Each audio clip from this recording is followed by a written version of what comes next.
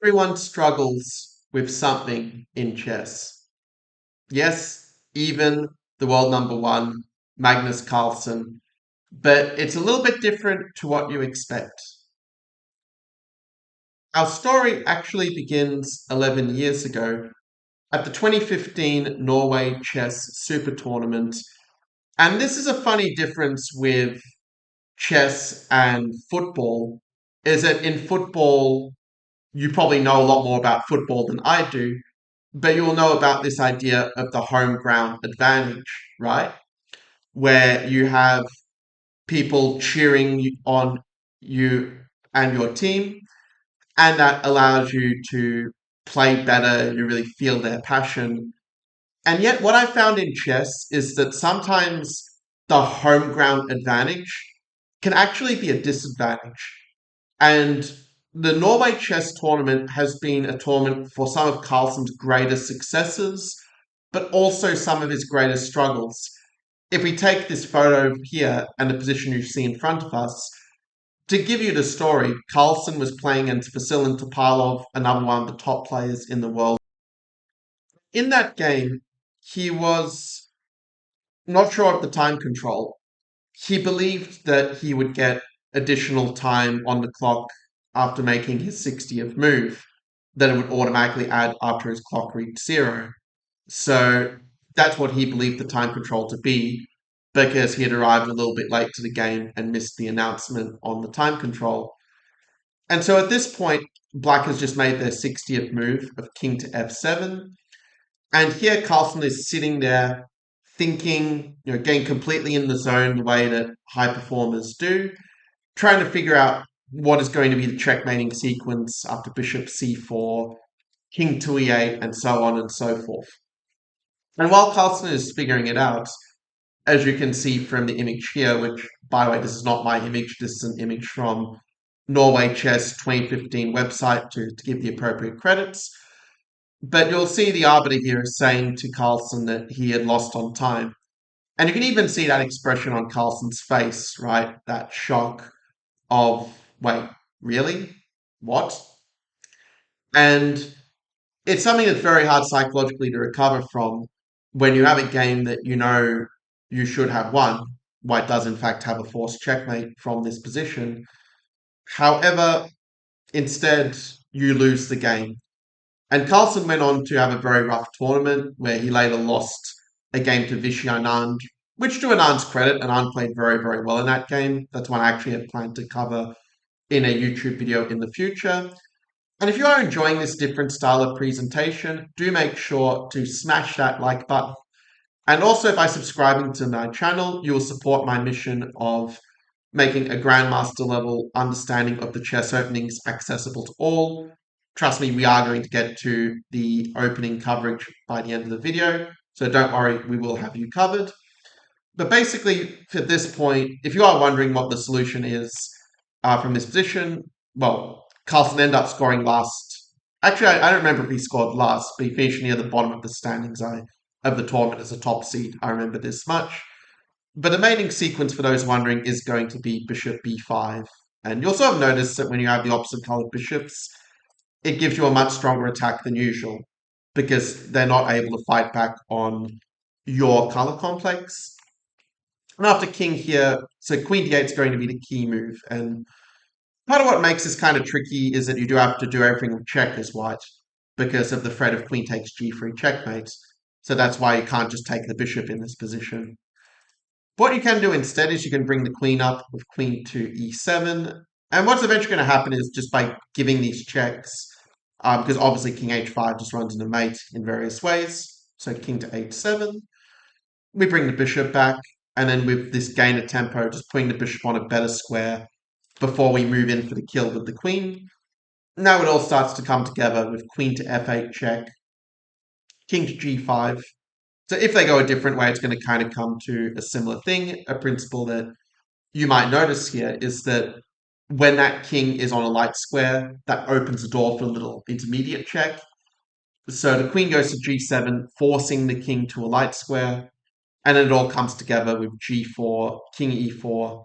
Now key move queen to e to g6 check, where whichever way they go with the king, they are going to lose because if they play king to e5, we are going to play queen to e6, and then we will win the queen with the skewer, like so. If the king goes to e3, that just allows a checkmate with this.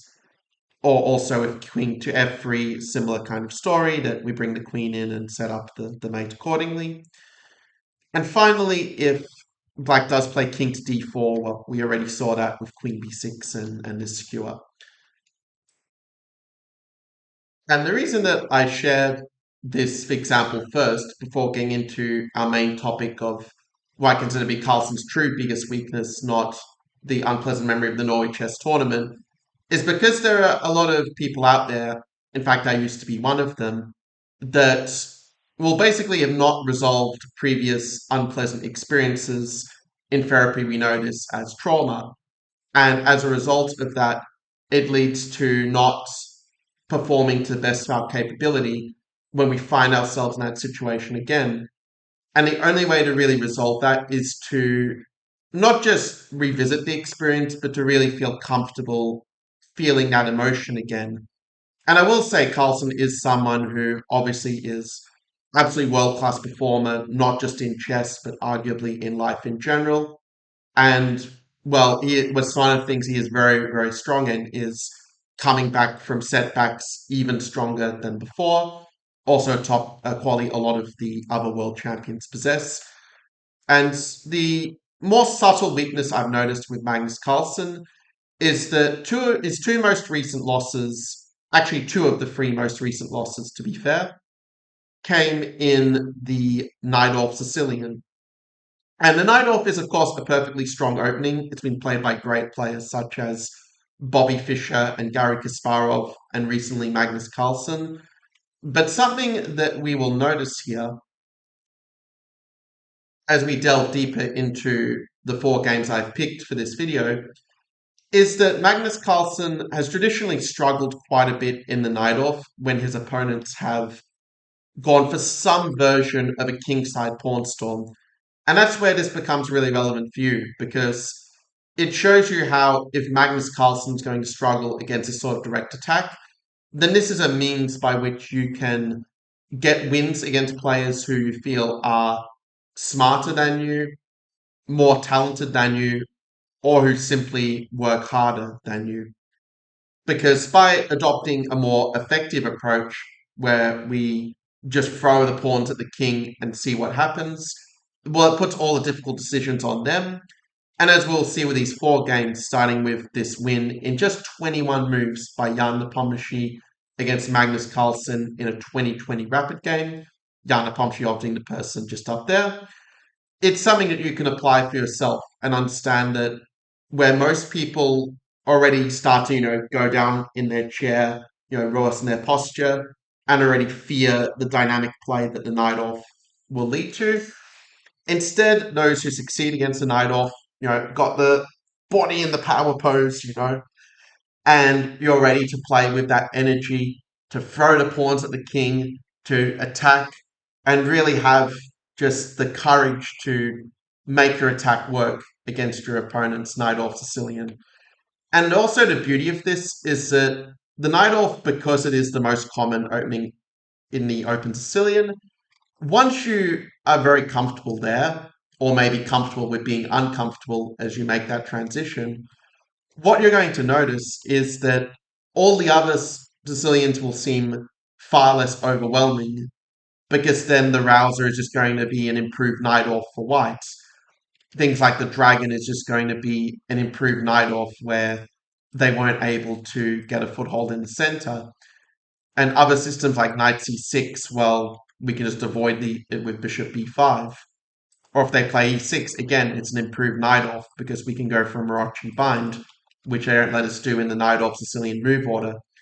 So hopefully you're seeing how by really solving your current fears around facing the Najdorf, the fear that your opponent is better prepared, or that your opponent is just more talented because they're playing the Najdorf and opening it, you were always too scared to even touch. Well, let's change that and let's show you how you can get the advantage and get the ball back in the opponent's court. So I reckon you'll never guess the move that Nepomniachtchi played in this position, but you can try to prove me wrong. Put in the comments below, what do you think is the move that Nepomniachtchi played against Carlsen as whites in this 2020 Legends of Chess rapid game? And by the way, I will be showing you 4 different moves that white can play, so by the end of this video you will have that. And also at the very end, I will also tell you the full story of how Praggnanandhaa managed to actually beat Carlsen in Norway chess just yesterday. So do make sure to stick it around to the end for that. So the answer is that the move of Rook G1 is the way that Nepo played. And you don't have to be a genius to understand the idea. White wants to charge the G pawn, get the knight out of the center, and continue the pawn storm for a very strong attack on the king side, even in anticipation of black castling short. Obviously, when the pawn has moved from c7 and been traded, that's going to make queenside castling a lot less palatable for black. And in the game, black played the move of b5. It is true that black does have other approaches like e5 and, for example, trying to get counterplay in the center with a move like d5 here. Or alternatively, they can also play moves such as h5, making it harder for us to get in the g4 break. There are some different subtleties there that I won't dive into so much in this video, as this video is more about understanding the specific weakness that Carlsen has and how we can leverage that to our advantage. Not just say if we are playing Magnus Carlsen, but showing that if Carlsen struggles with it, our opponents will as well, and here's how we can take advantage of that to win many more games that we are playing in chess. And if that's something that does resonate to you, there's also a good reason why, if you are already a subscriber, that you should click on that notification bell and tap the notification settings to all, because you will find that a lot of my trainings will repeat similar themes. And the first time you hear it, you might intellectually understand it, but it's only when you repeat it several times you really master it and will be able to apply it unconsciously in your own games. So that's why having notifications set to all will help you to improve so much faster. Just trust me on that. And after b5, Nepomniachtchi plays the move g4. Carlsen goes bishop b7, going for the attack. And already we can see how fearless Nepomniachtchi is at this point. Being a very dynamic, very tricky player. It's very interesting to me to see that even as early as 2020 to 2021, that the old Soviet school of chess had actually figured out how to make Carlsen's life unpleasant. Because until the World Championship match that Carlsen Nepo played in 2021, Nepo was actually the most difficult opponent and had a plus score against Carlsen historically. I'm not going to show you every single one of those games. That's more a topic for a different video on Carlsen's most difficult opponent. Do let me know in the comments below, by the way, if you do want me to record a video on how Nepo kept beating Carlsen. If this really inspires you for that, I would love to hear it. But Nepo's idea was basically to just have a very strong initiative, really attacking black all across the board. Because if black plays a move such as b4, well, that also opens the door for queen e2, and we can gain a very strong initiative for the pawn with long castling and eventually getting the bishop out of the way and playing all kinds of sacks in the center. So it's something that one could explore this a lot more deeply, but this is just to give you the general idea of our approach. Because ultimately, even though I could show you a lot of very deep engine ideas and a full repertoire, what's really going to change results against a Najdorf first is really to get excited about facing it again, to have it be something you look forward to rather than fear. Because while that fear is still there, no matter how much preparation you do, it's going to make it tougher. And obviously, it is true, the more you know, the more confidence you get, which is why we're going deep and not just going surface level in only showing you the Prague game, so that you can make those connections between all the different saps I'll be showing you, seeing the difference between how the G pawn attack works versus how the F pawn attack works versus how the H pawn attack works, because that's really where the mastery comes from when you stack those patterns and stack those techniques on top of each other. But after e5, white again does not move the knight in this position. That's a hint I will give if you do want to try and predict the move that Nepo played. In this position, Nepo played the move a takes b5, sacrificing the knight. And in fact, if black doesn't take it, they will end up in quite hot water. Black should indeed play the move of taking the knight. But after queen takes d4, we see that not only do we have a bit of an initiative, but black also has a very hard time really developing the pieces. For example, if they play queen e7, we have this really cool idea of rook g3, lifting the rook into the attack on the e file. They can't really get their knight out because of the pawn here, and we can't get rid of the pawn because of the pin on the rook. So again, it's all these tactical ideas stacking on top of one another. And it's something you've probably noticed when watching other YouTube videos and watching other chess games, right? That often great chess players will make moves that have several ideas to them. Not just one idea, but several good ideas. And in this case, the lines go a lot deeper. I won't go too deep into the weeds of it, but it is very interesting to note that even with the queens on the off the board, the white actually still has very good compensation. Even here, with the initiative, lead in development, and these very strong passed pawns on the queen side, which are all connected after all. The move bishop e7 was played instead. This was, I believe, Carlsen's attempt to avoid Nepo's preparation, but with the move rook g4, again using the creative rook lift that has been supported by our pawn storm, it really puts black in a very difficult spot. Carlsen, to his credit, plays the best move a takes b5, discovering the attack on the rook, and realizing that after rook a8, bishop a8, that keeps it safe. Nepo in turn plays the move of bishop takes b5, taking the pawn with a check. And at this point, black probably has to play king f8 to stay in the game, as unnatural as it looks. Because the move of knight d7 that Carlsen played, it's very natural, but it actually has a very big flaw to it. And if you really want to get the most out of this training, again, not just to intellectually understand, but to have stuff you can actually apply in your own games, as soon as you start that next game on chess.com or on Lichess, then pausing and actually deciding on your move first will help you get the most out of it. Okay, I'll wait.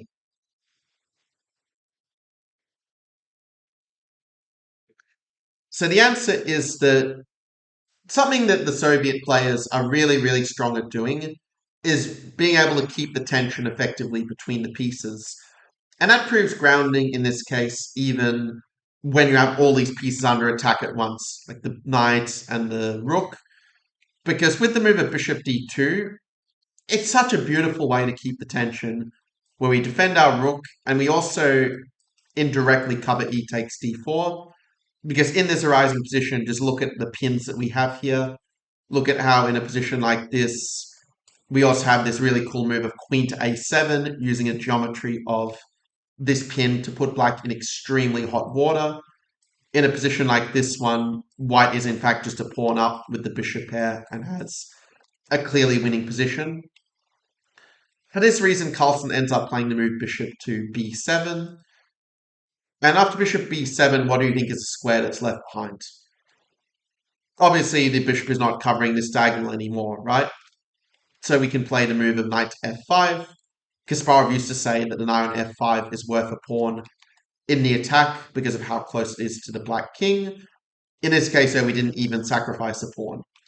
After castles, so Nepo didn't find the very best move. This idea of rook a4 and swinging back like this was a little bit too computerish, perhaps, for a mere rapid game.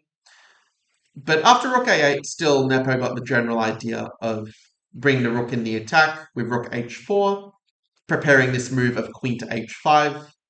Also, if black does play bishop takes g5, as we will see here, the queen is no longer defending the knight, so we can just take it for free, while also defending our knight that also defends the rook. That's how you can chain your defenses together. That's a good one to keep in mind for your own games.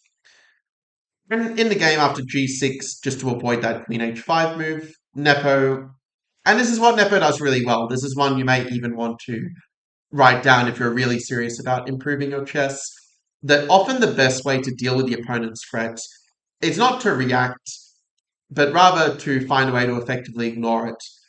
Let's use a real life example. Let's say you have someone who is talking to you and is complaining about something you did or something you said, whatever the case may be. Now, you could react and say, "Oh, that's not true. What I did was right. I don't know what you're on about." Or you could win the more important battle of staying in a good state, as I'm doing with this video. Good state helps me to teach you better. And instead, you could say, well, how do I respond to this? What would be the best response for me in this situation? Just like trying to find the best move in a chess game. And here, the best response, certainly on a practical level, is not to play a move reactively, such as knight to h6, and then not really think about what your follow up is after they get out of the check. And it's not going to be taking the bishop for the knight, because it turns out it's more than just what was traded, but what is left on the board. And with what's left on the board, their king is very safe, our king is wide open. That's not good for us in the long term. But if we played a move of queen g4, we found a way to ignore the opponent's threat of taking the knight, because if they take, well, now we just checkmate them with queen h5, queen h7, queen h8 mate. And this forces black to defend very, very precisely. And you'll notice that it's often a lot easier to attack in chess than to defend, right? Because attacking is just about mainly finding ideas for yourself, whereas to defend very well, you also have to find the opponent's ideas in advance to be able to correctly anticipate. And in this position, Carlsen makes a big blunder. What Carlsen should have done in this position is he should have taken the pawn with bishop takes g5, with the idea that after rook h7 and trying to set up the mate threat, that black can still make some checks themselves. The good old intermediate move, take, take, queen to g5 check. And now if white were to run with the king, already we're having a bit of fun with this knight c3, a king c3, knight to e4. And now white should play the move king to b4. But black will be able to save themselves with the move of queen to d2, where they will be able to give a perpetual check against the white king. c3 obviously runs into queen takes b2, so we would have king a3, queen to a5. And eventually you would get a position like this where there just isn't a way for either side to profitably avoid the repetition. In fact, white already has to play the move of king to a3 just to not have a losing position, as it so happens. Because if you play a move such as bishop to b3 to block the check, the problem is that after the move of king b1, black will now play the move of knight to d2, and after king c1. So in the worst case here, you can play the move of queen f1 and force the trade of queens to transition into a winning endgame there. So therefore, white basically has to accept the draw. Of course, b3 runs into king to a queen to take c2 with a check. So that would be objectively the correct result. But keep in mind, this is a rapid game. The players are already low on time, and Carlsen didn't have the time to figure out all of these fine details that I've just shown you here. Instead, Carlsen plays what seems a very natural and clever defense of pawn to h5, realizing that just because you can take en passant doesn't mean that you should, because then the pawn is blocking the way for the attack on the king, because you need open files to get to the king, right? So therefore, the move of rook takes h5 is what Nepo plays instead. You can only take one piece at a time. Black goes g takes h5, and after queen takes h5. White's threat is very simple. They just want to play the move g6 and clear the way for a checkmate on g7. And it's very telling that after Carlsen's move of 96, he actually resigned without waiting for Nepo's reply. And the reason for this is that g6 is essentially forcing checkmate, because the only way to really get out of that queen h7 and that checkmating pattern is going to be to play a move such as f takes g6 here. The problem is that you can play a little Zwischenzug with queen to h6, allowing you to then take the knight with a check, and then bring the queen back towards the mate on g7 if the king were to move at this point. And what if they block with the rook instead, you might be asking? Well, then we open the door for knight h6, queen takes h7, and you can take my word for it that this will soon be a forced checkmate, but you're also just a piece up for nothing. With that, you can see the step-by-step to how Nepo won this game. And it's a very similar step-by-step we see with the other games as well. That Nepo played not the main line, but played a shortcut.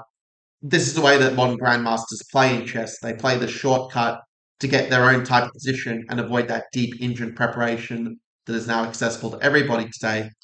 So that's step one, is to play a shortcut.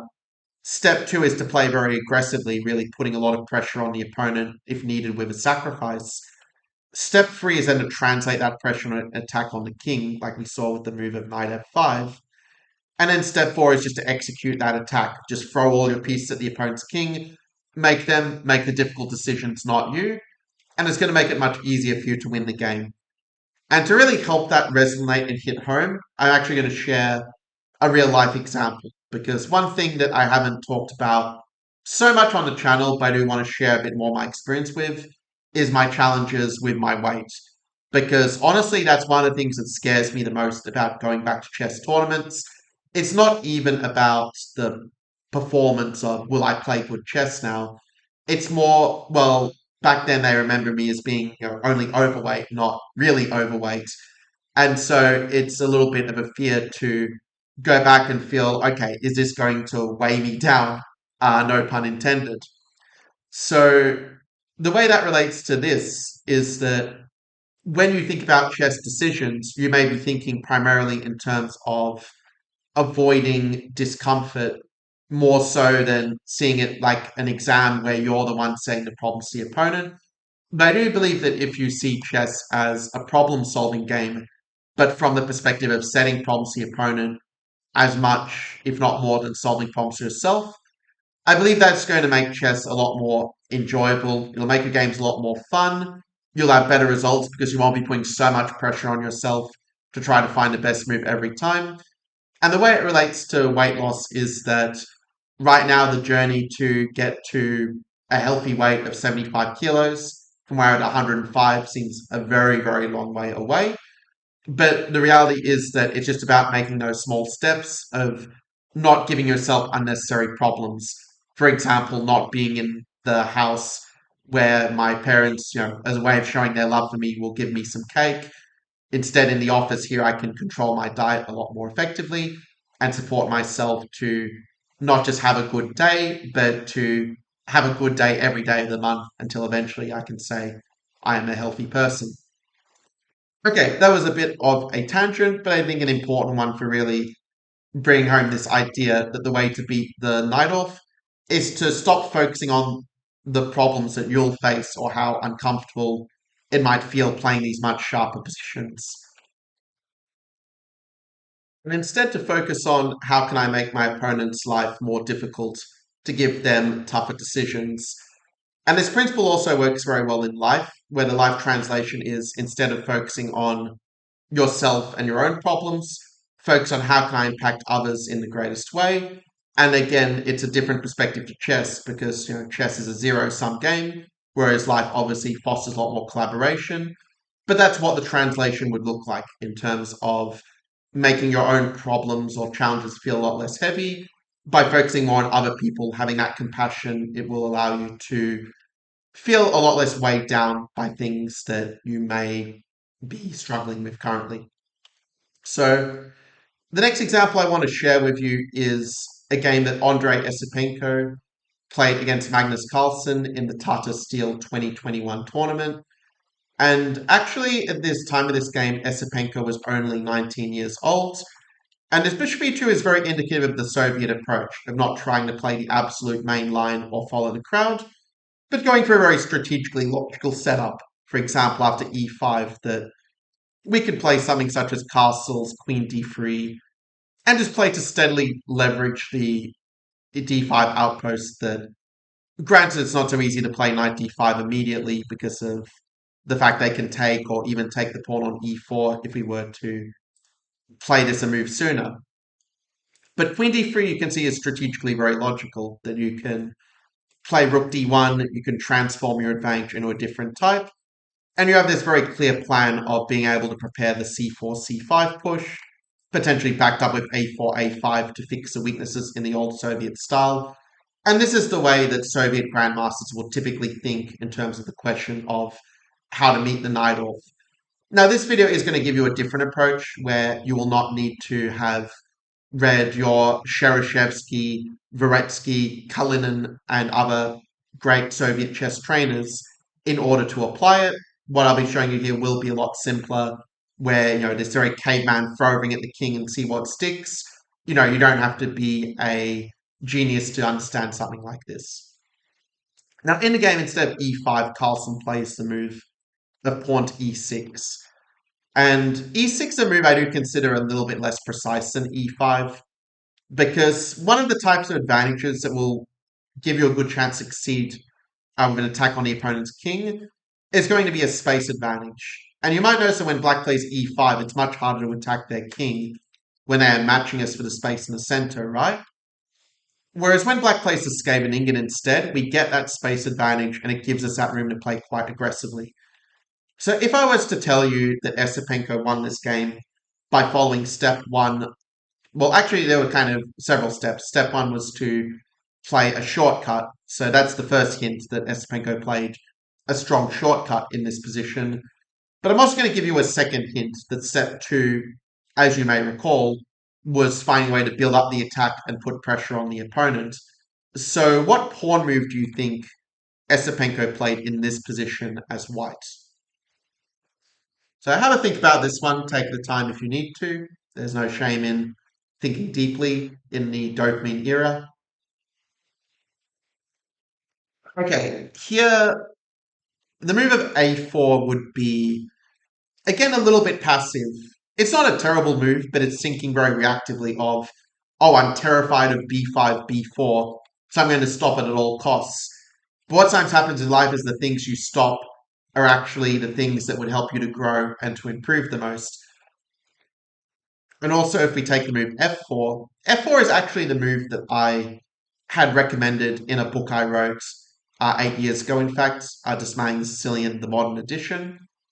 And it definitely does give white decent chance of an advantage as well, where you can still support g4, g5, while also keeping the flexibility to switch back to castling. So it's obviously a very flexible move, right?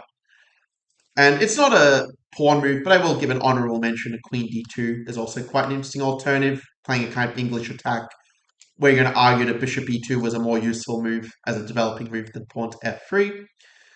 But Esipenko plays a move of g4, and it's quite telling to me that even the greatest chess player of all time, certainly on playing strength, Magnus Carlsen, did not really know how to deal with this move.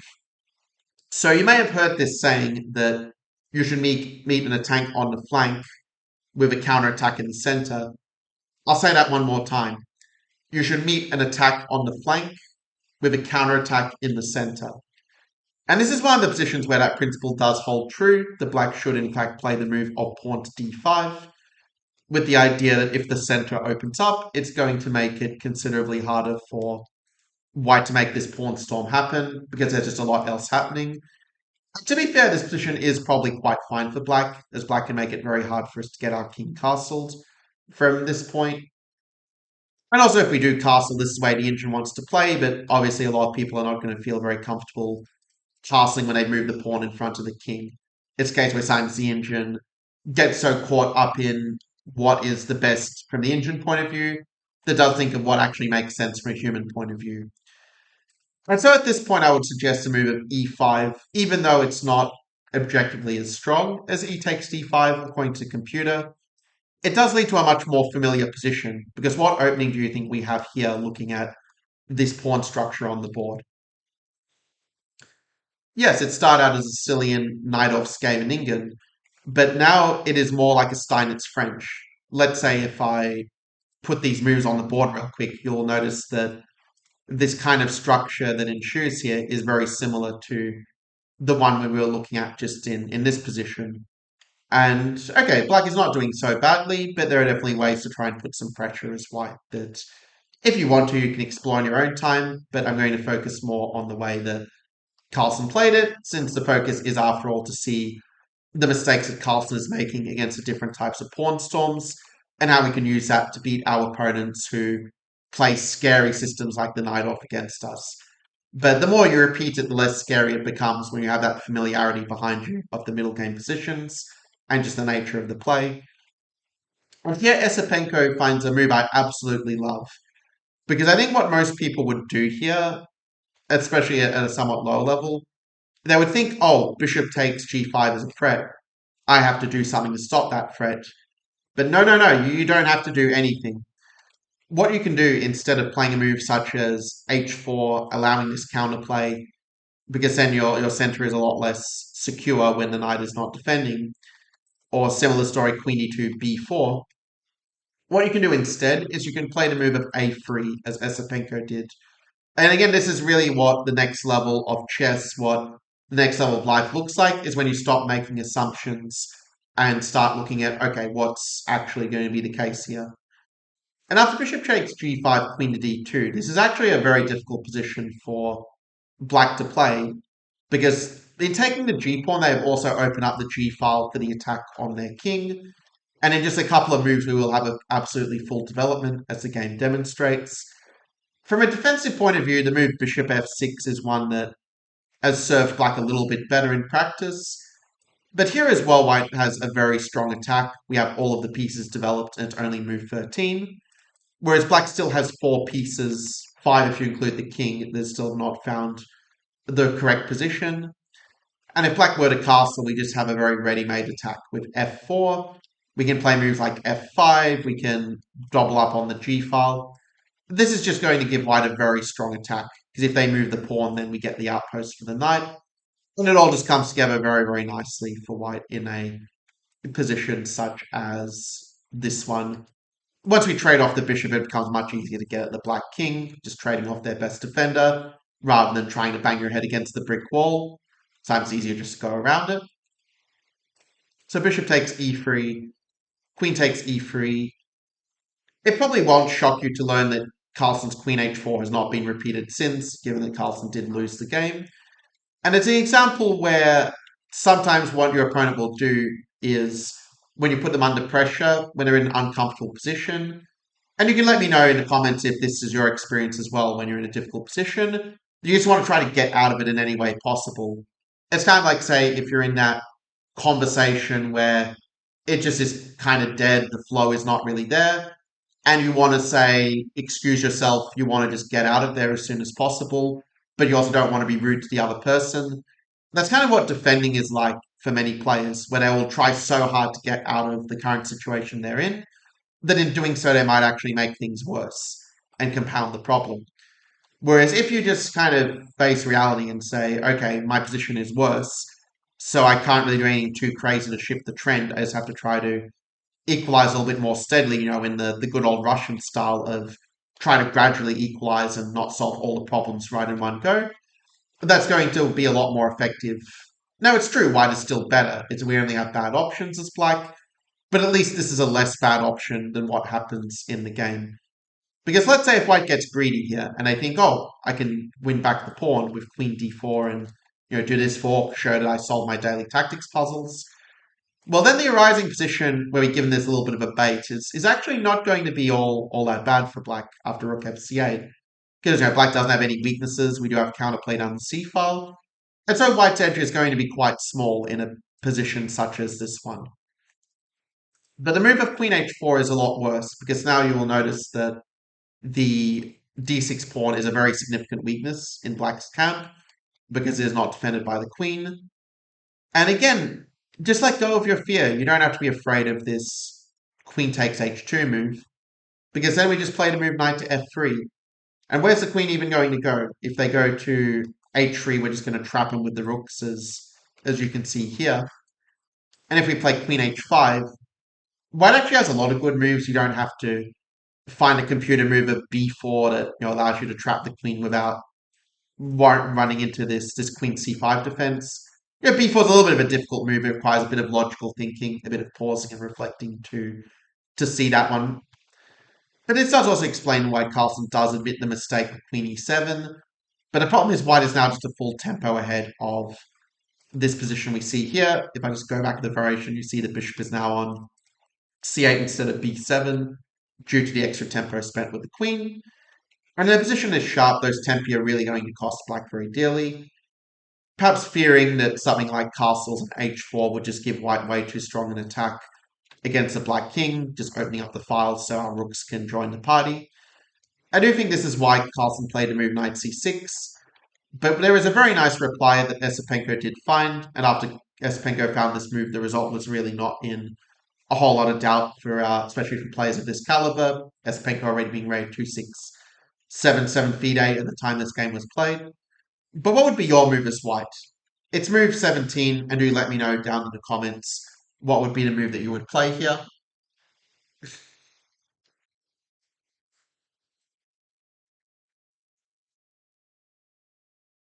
Okay, so the move that Esipenko found was a little un petit combinaison, where you might notice looking at the undefended pieces in black's position, which is, by the way, I just call it loose pieces drop off or LPDO, is the way I tell it to my private students.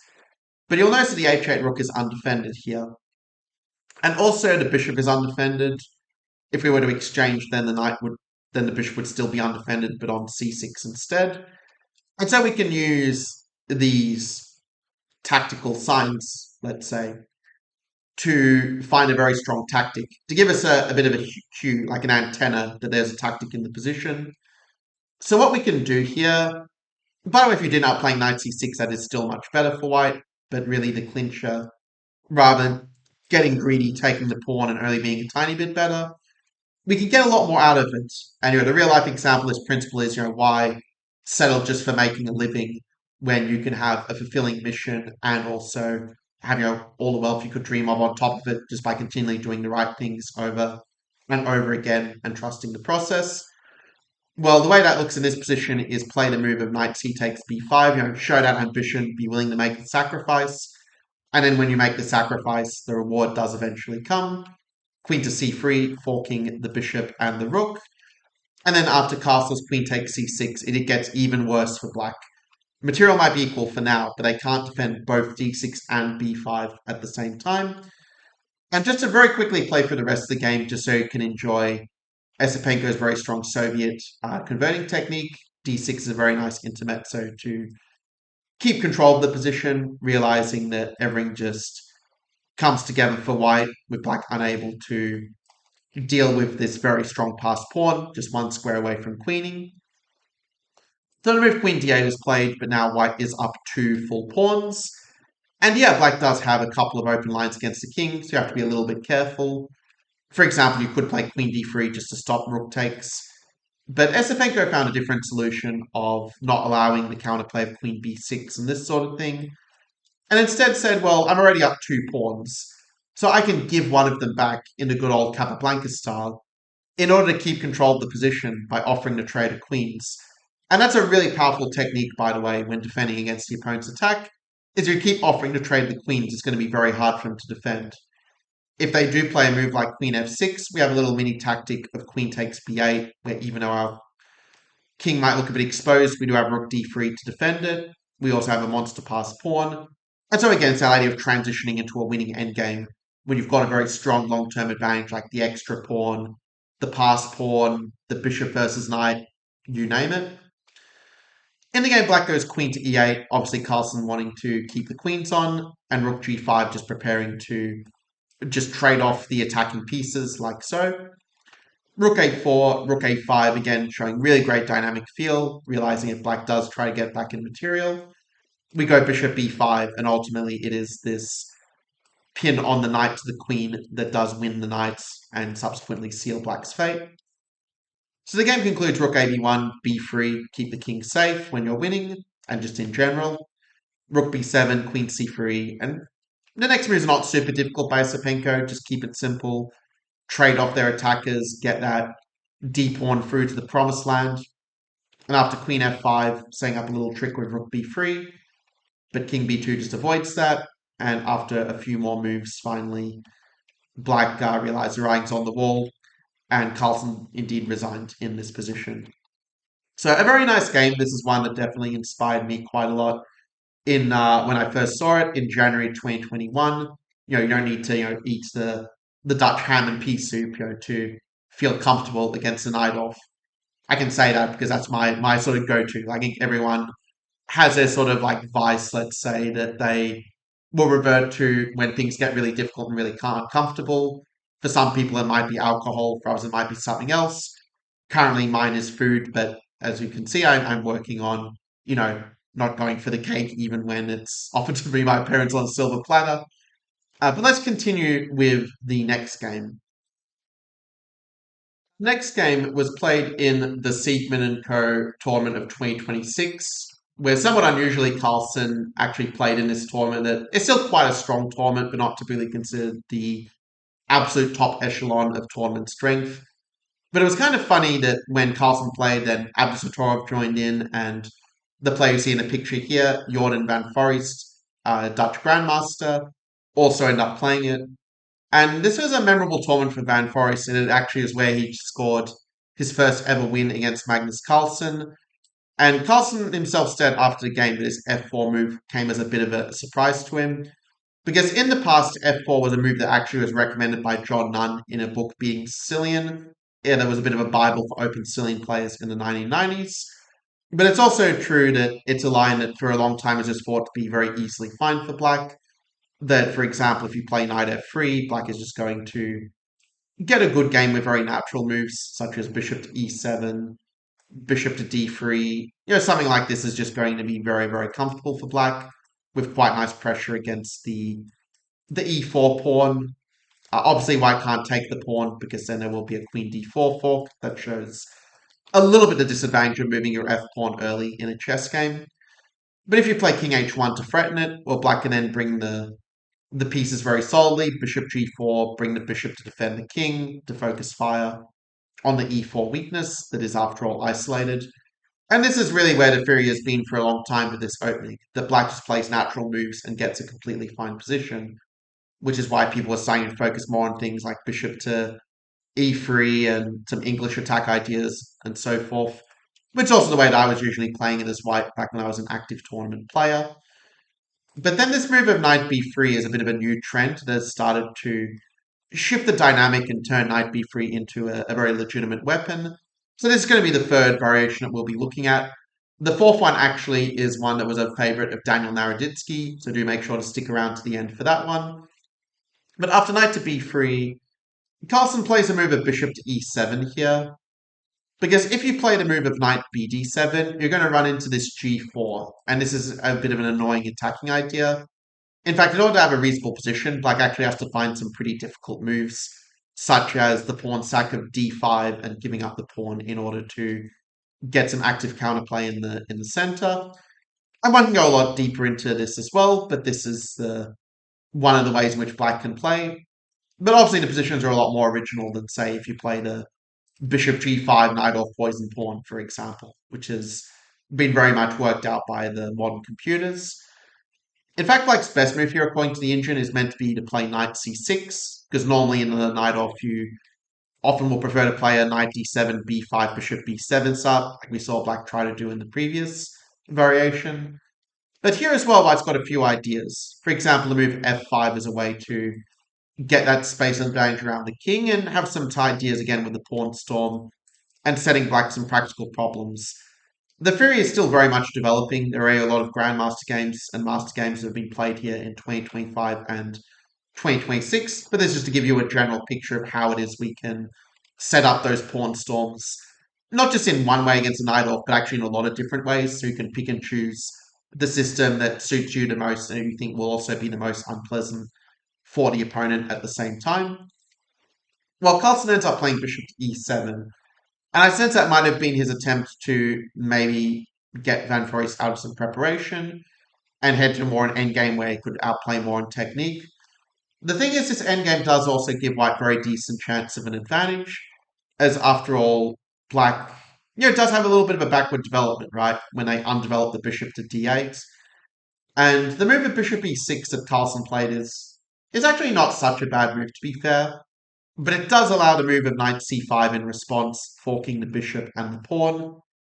This is a reason why, from black's point of view, it's probably better to play a different move. If you play the move knight g4, the engine wants to go back anyway, so it's kind of a silent draw offer. But a move of h5 would make a bit more sense, according to the computer, again with knight g4 in mind, but also trying to push the h-pawn, get some counterplay. But just the fact the engine is recommending moves like h5 really speaks to the fact that this is a bit of a irrational position where there are some deeper ideas at play than what it might seem at first glance. I mean, from the human point of view, we can certainly say that knight c5 is a bit of an annoying move, because at this point, black's best move is to play the move bishop c8, which has never been played before, as it happens, because it's one of the hardest things to do in chess and in life is to admit when you were wrong, to admit when you made a mistake. And that's exactly what bishop c8 does. But the thing is, when you do actually admit the mistake and you say, yeah, I screwed up, well, then life actually gets easier for you.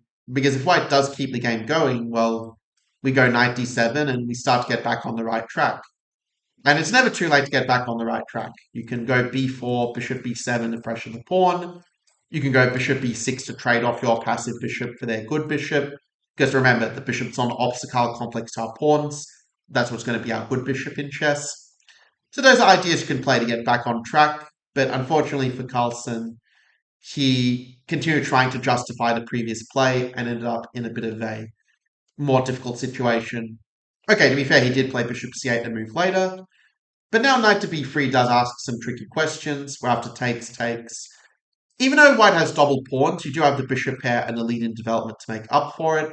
So you have this interesting clash between the imbalances, and great chess players are very good at figuring out what is going to matter more in a position. Because, yeah, both are important, but what are more important? And if we were to relate it to life, often in life we might think, well, I have to choose between feeling contented and fulfilled, and having that sense of achievement and achieving my goals. But the more enlightened answer is you can have both at the same time. And in fact, when you do have both, well, they'll both support each other and allow you to feel a lot happier and to have much greater success because you're actually enjoying the process each step of the way. So in the game, white plays knight a5, just going for the attack on the pawn here. Obviously, if black plays b5, then this is going to be very bad news for the black king.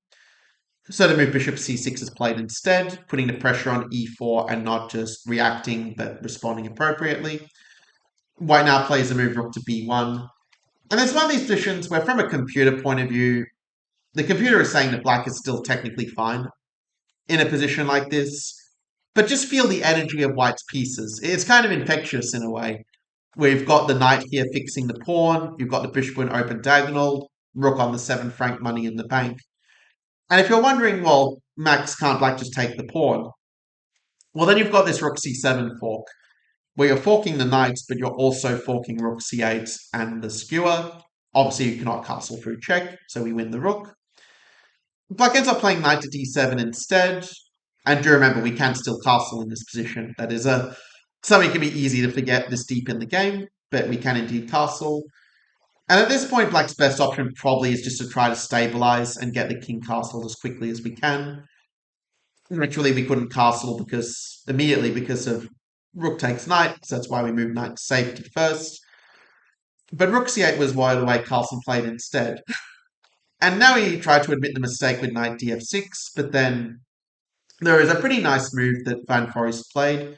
This is the point where white does start to be much better, and I will encourage you to pause the video and see if you can find the move for yourself. You might have to put it in the comments below.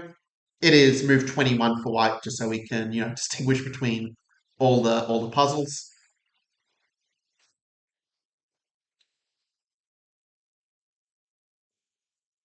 Yeah, I really need that water to deal with the hiccups. It's also a good high performance tip, by the way, when you are playing chess, make sure that your body stays hydrated because a lot of tiredness is just your body trying to tell you what you need. If you have a baby, your baby's crying and you're trying to figure out, what your baby's trying to tell you with what it needs. And it's like that, yeah, with our bodies as well, even as adults. Anyway, there are actually two good options for white here. The first one, well, they both use the same tactical trick. So the first one is to play pawn c5, realizing they can't really take because then again they lose the rook to the back rank skewer, as we can see here. But if they don't take, well, then we just play c6, and suddenly we have this very strong passed pawn supported by the knights. That's also something, by the way, we'll also see in the Praggnanandhaa game. It's kind of funny how even though these games were only played, well, less than a month apart, they were both played in the month of May, that actually the passed c pawn is how Carlsen lost in both those cases. So it's an interesting coincidence. I didn't even notice until I thought about it. But Van Foreest played it a bit differently with knight c6, which is also a pretty strong move, just setting up if castles, you've got the knight e7 fork, so very neat tactical trick right there. Black plays the move of rook takes c6, sacrificing the exchange, saying that after rook h8, the black still has some drawing chances because you've got a pawn for the exchange. The knights can always be quite tricky pieces. In fact, I'll tell a little example I realized when I was playing these overseas tournaments in Asia, and it's always naturally felt very at home in Asia. I'm not sure how much I've mentioned in my past videos, but I do see myself as nowadays the sort of Eastern philosophy of success, that contentment, that enlightenment, that that fulfillment. That's the word I was trying to remember. That's what comes more naturally to me than the more Western perspective of focusing on achievement and external success and goals and so forth. So the way that relates to this here is that, well, basically, the way when I went over to Asia, I noticed that of the Vietnamese players specifically really love their knights. They love their knights more than the bishops, which actually is something that also is a case for Mikhail Chigorin, the great Soviet player from way back.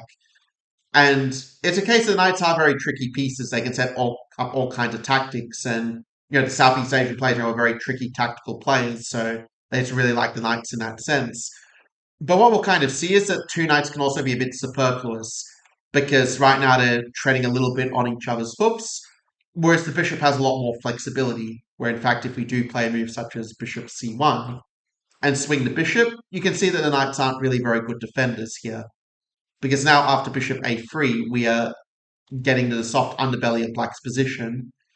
If they play king e6, we can now play rook a8 and continue the attack on the king like this. And something along these lines to show you a bit more of the picture, that we can almost try to go for some lawnmower style mates if we really want to.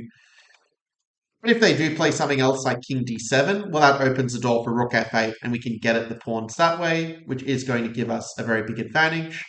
Note that they are not, in fact, winning a piece with king e6, as we do have the move of rook e7 to get out of the attack with check, and then we can move the bishop to safety a bit later.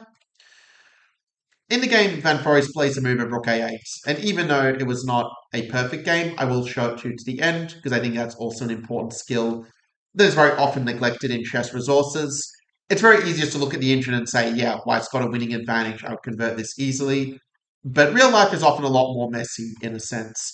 It's very different to know that you have a good position and another to leverage it effectively. Why is it that a lot of people know what they should do with the stock market, but will let the emotions get the better of them and sell everything when the price goes down, not realizing the next level is yet to come, in a sense. Not that I'm an expert on stocks by any means, but I think you get the idea. So White goes c4, a really nice move saying you can only take one of the pawns at a time. And in dynamic endgames, obviously I understand that a lot of people feel uncomfortable in dynamic endgames because sometimes you don't know what if it's going on. But the way to play is just play actively. If you focus on playing actively in complex positions, that will serve you a lot better than if you insist on trying to figure everything out. Because let's face it, we don't even know what the laws of the universe are that govern the way the universe functions. So if we can't even figure that out, what those five basic principles are, what chance do we have to figure out every single little detail in a chess game? So at some point, you just have to trust your intuition and your calculation. And that's what Van Foreest does, realizing that the idea of pushing the c pawn is practically a very difficult one for black to deal with, which is more important than whatever the engine might be saying otherwise. So rook takes a6. As we can see, taking the pawn would run into a discovered check, as shown here. Black ends up playing the move king e7. The move of knight d5 is not the easiest move to see, but it does, again, come less from that fear of, oh, I'm so terrified of all these discovered checks, and more from, okay, is that fear actually objective? Because if you play bishop to c7, it's actually not as scary as it looks, because black has also got a lot of very active counterplay of their own, to the point where black is actually going to be okay in a position such as this one. So instead of that, king e7 is the move that was played. White does miss a small opportunity. I think the players were a bit in time trouble at this point. White did miss this move of rook to e1 as a way to pick up the pawn and keep the attack on the king going. In the game, rook to a7 was perhaps not the best time check. And then after king e7, Van Foreest said, okay, we repeated moves, let's try to get some pressure going. So the move rook to d1 was played. And it's not objectively the best move, but I like the direction he is going at the very least with trying to get that rook as mobile as possible on the open file, trying to get the rook into the attack. Knight d5 is a very nice trick by Carlsen, realizing the weakness of the white back rank, since white didn't make some luft earlier with h3 or g3. Then we now have bishop d8, a counter trick, going for takes and this sort of fork. Again, black, it just ignores it, as you would expect.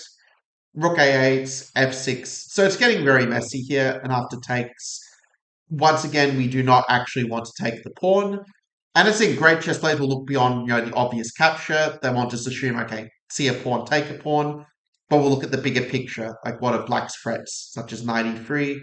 Because I think that is something that really holds a lot of people back, both in chess and in life, is that you end up being so focused on yourself that you just lose some perspective in a way and miss the bigger picture of what things really mean. And I don't know, for myself, this is going on a bit of a tangent, but that my conversations with people just became a lot higher quality when I made the focus all about them rather and what they're interested in and what they're passionate about, rather than all the things that I wanted to talk about. So with bishop to g5, it's kind of funny because, like, obviously with videos, like, it's a recording, it's more parasocial, so it's harder to measure that exactly. But I do like to share my own experiences. I do think we can relate to, common types of suffering, at the very least, we've experienced in the past. But after bishop to c1, we see that, the position is not yet a draw. There's still a lot of pieces on the board. And in this case, instead of a move like rook c2, trying to, again, keep that activity alive, because, the pieces love open spaces. You can think of them as like, the lions in the jungle, rather than being in the zoo. But h6 here is just a case of a move where I think Carlsen played it because he didn't know what else to do, but it does lead to some very big problems. Van Foreest just plays the move h3, again saying, well, my position is pretty good, so let's just take my time and not let that counterplay come back. Maybe the computer would disagree, but from a human point of view, I believe you can see the logic behind it, of just stopping the opponent's counterplay and then moving in for the kill. So king h2, knight ef6, and in the time pressure, Van Foreest does miss a little opportunity to get the bishop a bit more mobile and plays rook d3 instead. But Carlsen also misses the opportunity to go rook b1 and try to get some counterplay going with the e-pawn with something along these lines, for example, which is how black would get chances to survive in such a position. Because the thing is, when you're down in exchange, you're basically not going to survive. In most cases, if you just sit on the position, it's very rare that you'll actually have the fortress in chess. You might remember Magnus Carlsen saying, I don't believe in fortresses, from the 2016 World Championship match against Kayakin, who it did believe in fortresses, but he's not playing chess anymore. In any case, instead of that, black plays rook c8. You can see that Carlsen's relying a little bit more on a more passive defense. Okay, it might look like it's active because you're making these one-move threats, but there isn't that continuity of counterplay, which means that you end up in a passive position as a result. And once it's passive, well, white has got the extra exchange. The knights are still treading on each other's hoofs.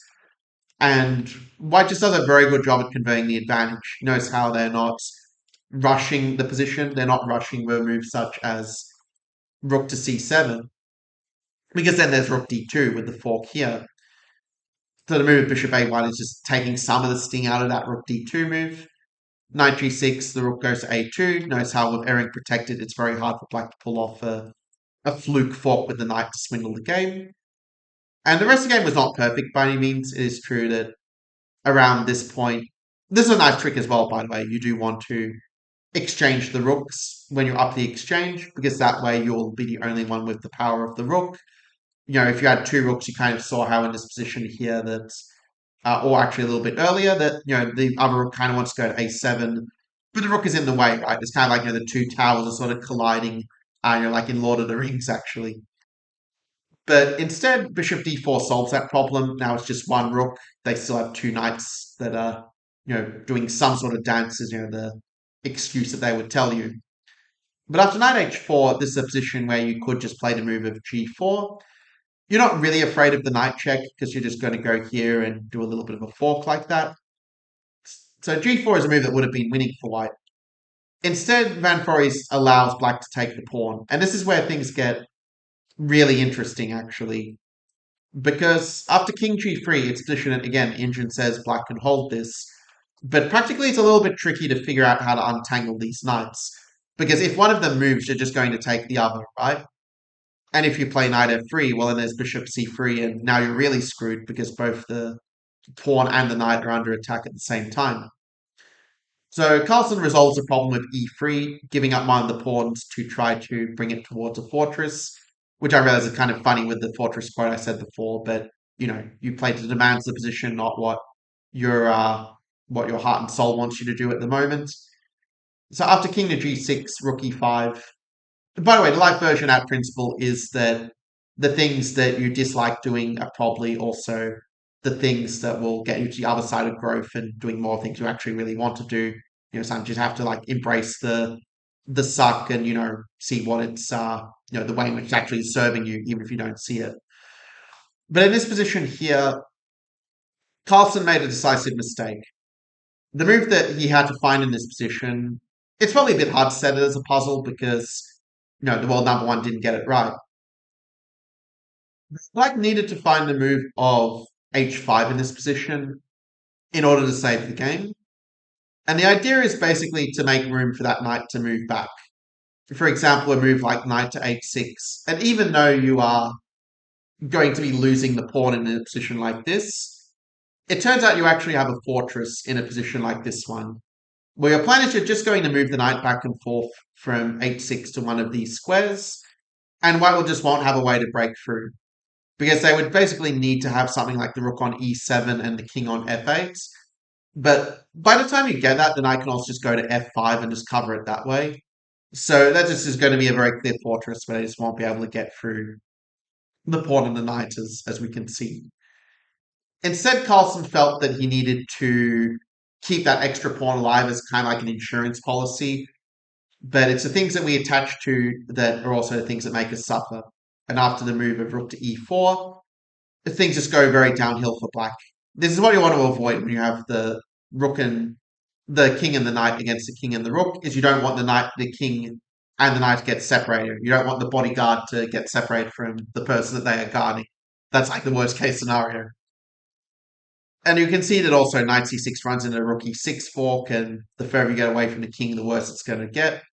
Of course, knight f5, rook e6, same sort of story. Black ends up playing knight to b5, and after again very precise play by Van Foreest, rook to c4, again not letting that knight get back to the guard duty of the king. Black plays king h7, rook c6, and at this point black's already losing because after the move of knight d4 played in the game, the problem is that the knight is just completely dominated here. Knight b5, and actually, interestingly enough, the move rook d7 actually gives black a bit of an unexpected chance to save the game.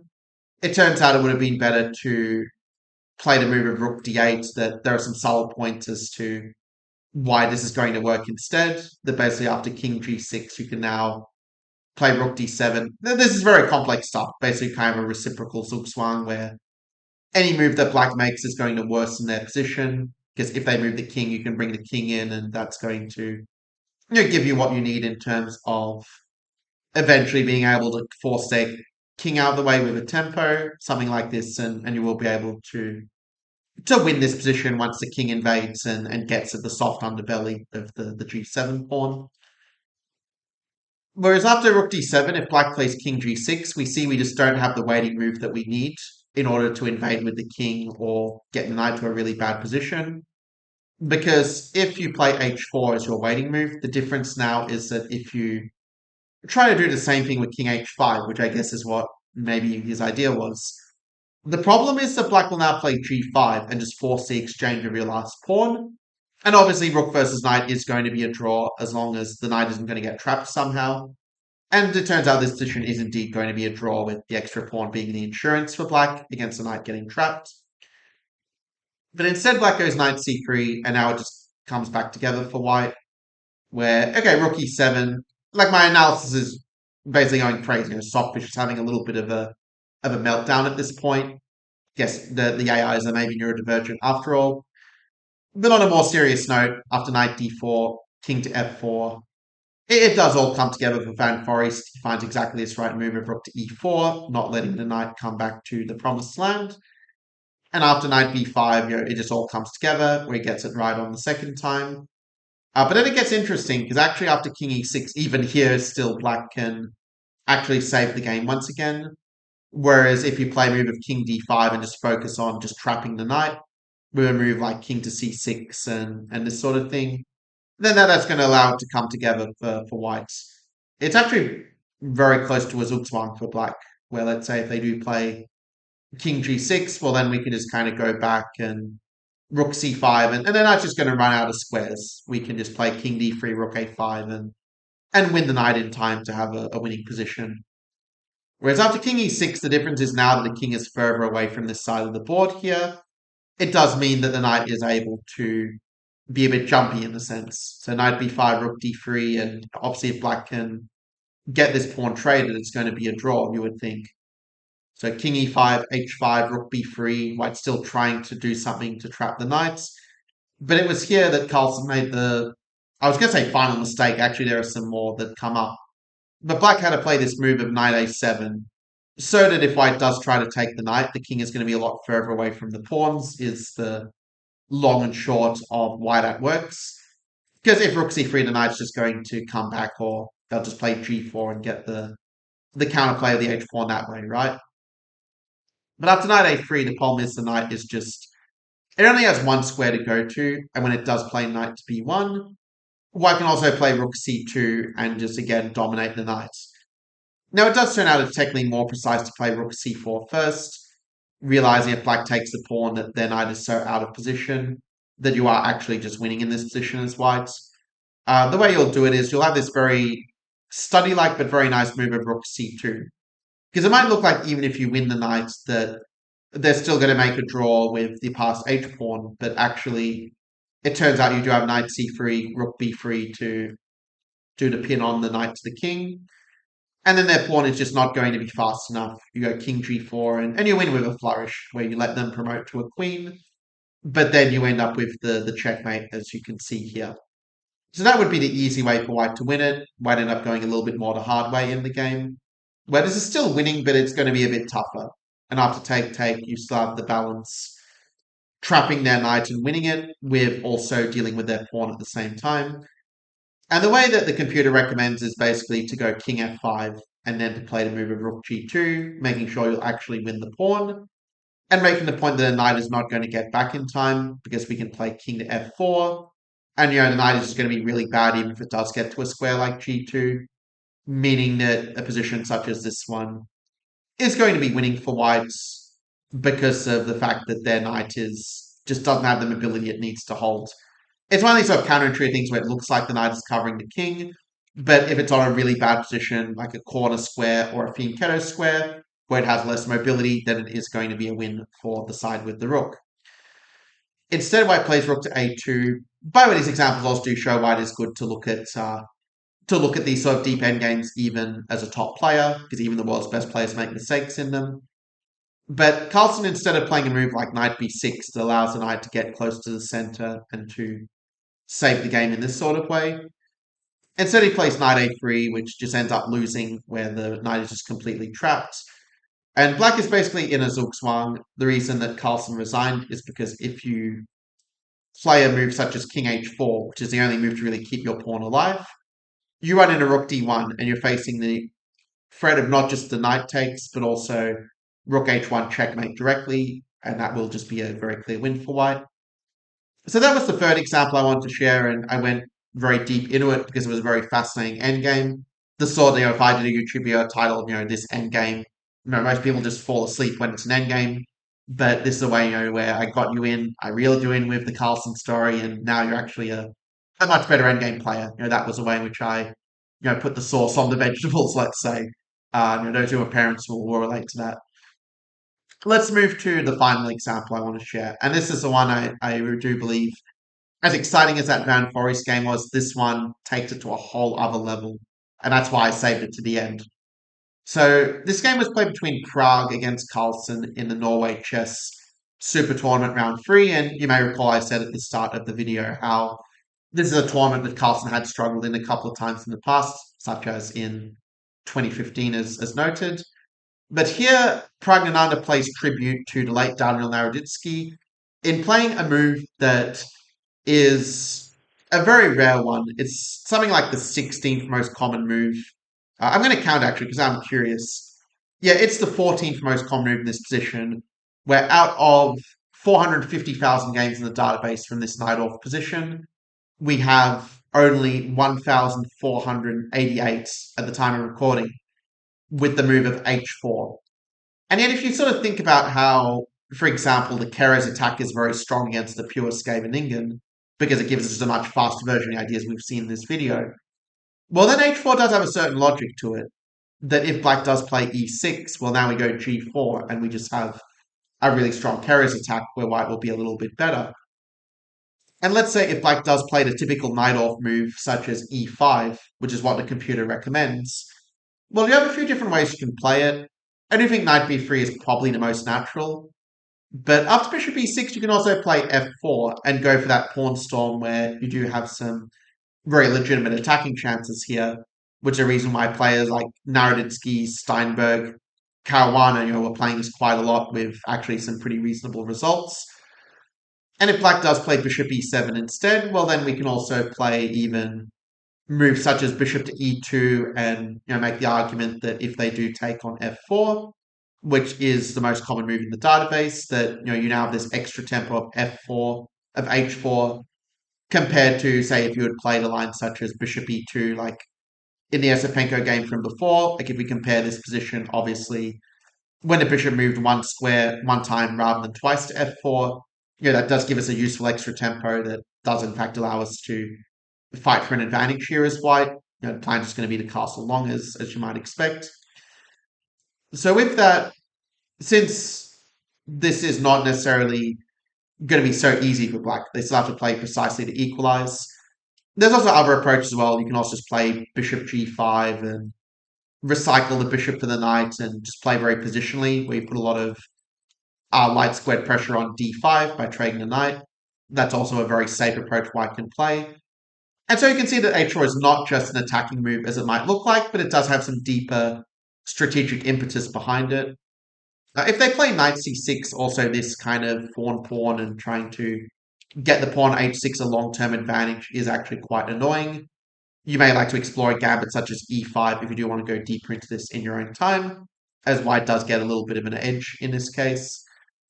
And as for other moves, if they do play something like, let's say, b5 in this position, well, then knight d5 is going to be quite strong. If you check it in your own time, you'll see that knight e4 and queen f3 is going to lead to all sorts of problems for black down that long diagonal with the discovered attacks. And if you play a move like g6 trying to make it a dragon, it turns out you actually get really good compensation. I'm not with rook h5, but actually rook h5 is not that bad. You do actually get good play with that as well. But I was thinking more the move of g4 as being the better way to play it. Why sacrifice the exchange when you get a very strong attack already just sacrificing a pawn? Clearly, black's usual plan of castling short won't be so effective when you have the attack on this pawn. In some ways, actually, it reminds me a little bit of a line I covered in my creative d4 repertoire video. I know a lot of you saw that and showed your support for it in the likes, the subscribes, and comments. Just want to share my gratitude at this moment for you helping support my mission of helping people not just play better chess openings, but just to make better decisions in general. But with that, let's see the way that Carlsen played it, because this move might seem a bit weird at first glance, this move of h6.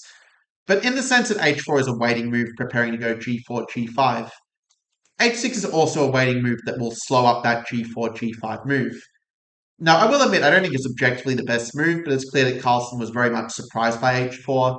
If Carlsen can be surprised by it, certainly your opponents can be as well. And he didn't really deal with it in the best way. Because here's the thing, there was this line that I remember looking at, I think it was 16 or so years ago by now. It was when I was a teenager, still at high school, and basically there was this idea I was playing around with at the time that I was thinking of not playing the usual bishop h4, but playing this move of bishop to c1 instead. And my idea was to basically play a Sozin system with bishop c4, where you're arguing this h6 is going to be a little bit weakening, because one of your main plans as white is going to be to play later f4, f5, and then you're going to argue that that g6 square is a little bit weakened later on, that this tempo is not so useful. In the end, I eventually discarded the idea because I kind of realized that wasn't necessarily 100% true. The black actually was doing pretty well. Also in the version with pawn h6. But it gives you a little bit of idea of the way I was thinking and the way I was trying to come up with some creative ideas by trying to get different versions of familiar positions. Which, if you think about it, is a lot of what h4 is trying to do. Is try to take some of those ideas we've seen before, like rook g1 and bishop e2 with the pawn storm and Van Foreest f4, but doing it in a less theoretical way where we still apply the same ideas, but we don't have to memorize all this deep engine theory. After sharing this story, I think it won't surprise you too much to learn that Prague did play, in fact, the move of bishop to c4 in this position. And it's actually very interesting that the move e6 that Carlsen played, which is just considered almost the only move for black in the pure Sozen version, might actually be a little bit inaccurate in this position because with the extra move h4, that h6 does become a little bit more of a weakness, or at the very least a hook that we can try to leverage in the position. And it's very interesting also to see that maybe black's best move is actually to play a move such as knight bd7, which is a novelty here, by the way.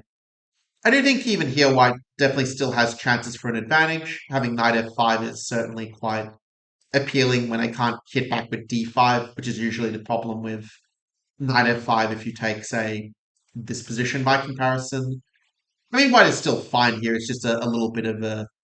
It is going to be objectively fine for black. Like, black is not going to be worse by any means in a position like this one because of our pawn being a little bit weak.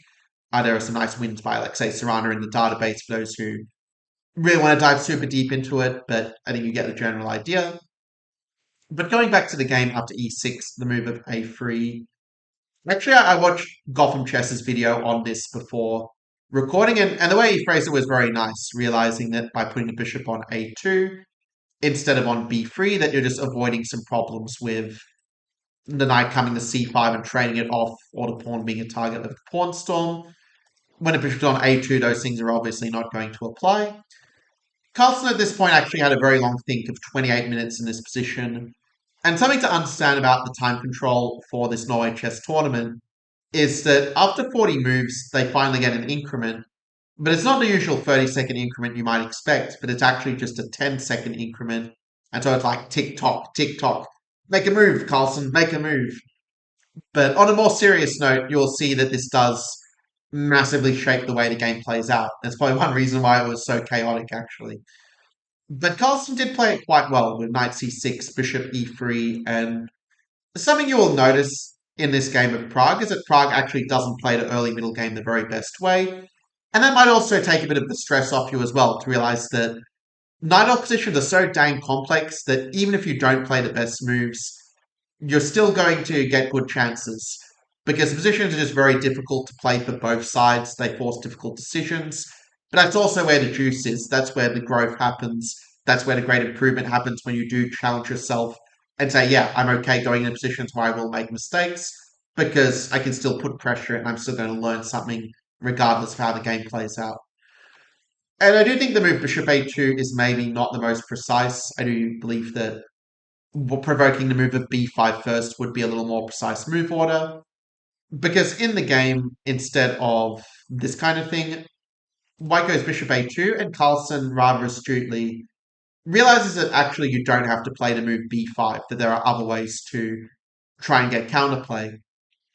And a move of h5 I do consider, even though the engine saying rook c8 is a little more precise, I do think that h5 is a very interesting practical decision by Carlsen, realizing it, well, if you don't have g4, g5, and I can meet f4 with occupying knight g4 outpost, well, what is going to be your plan in this position?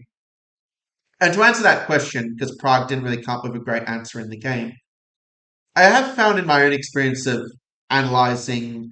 So this is a principle. This is the biggest principle I got from writing the book, Dismantling the Sicilian, the updated edition. The big principle I picked up from that book was that there are a lot of positions where the engine was giving knight c6 as being quite good for white. And at first I didn't really understand why, but then as I explored it a bit deeper, I realized that, for example, in this case, clearing the g file does make it a lot easier to get your attack going with moves like f4, e5 and f5. And if black takes with the rook instead, well, in that case, you can also just play a move such as bishop d2 even, that's going to avoid a lot of the problems we'll see in the game, while still steering towards the English attack type of play that Prague very obviously intended with pawn to f3. So after 95, I do think that black's position is quite fine. We see that Prague is trying to play the general ideas he knows from the Rouser, which is what this position now resembles, but it's not exactly the same. Now, here at this point is where we can have some fun with this. So, what do you think is Black's?